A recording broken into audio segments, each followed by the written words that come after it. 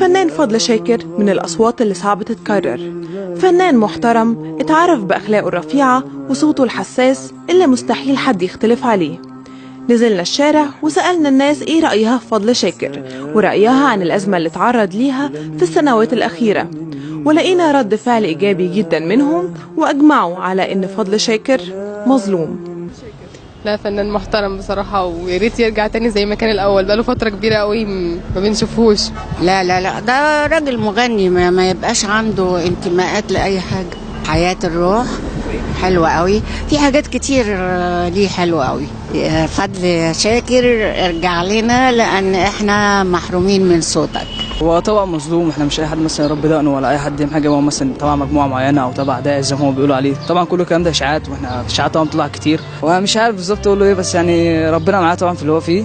والله بني ادم كويس محترم على مدار تاريخه، يعني يمكن ما فيش مثلا حاجه ان هي تضر بتاريخه او حاجه، بس يعني ما شفناش منه حاجه وحشه. مش اي حد مثلا يلتحي او ان هو يتعمق في دينه شويه يبقى ان هو كده ده ضم الحزب الارهابي او حاجه، يعني مش شرط، لكن هو ممكن يكون التزم بس شويه مش اكتر.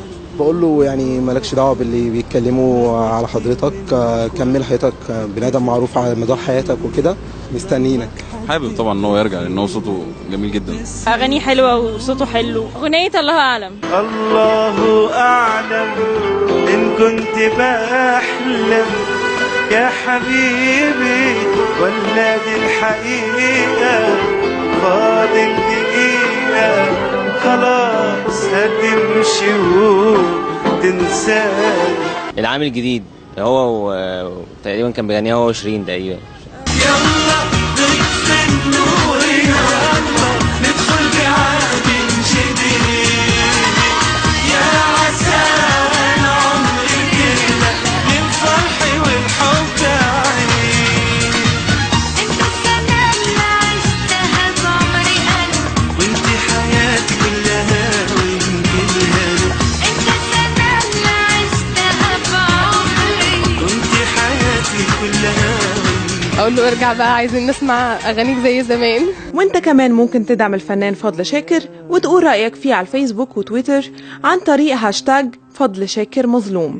فضل شاكر مظلوم. فضل شاكر مظلوم. فضل شاكر مظلوم. فضل شاكر مظلوم.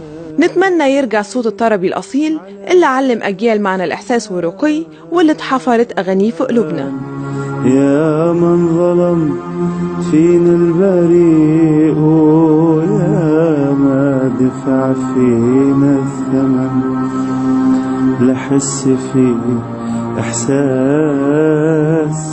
ولا منا من واساه، حتى كلام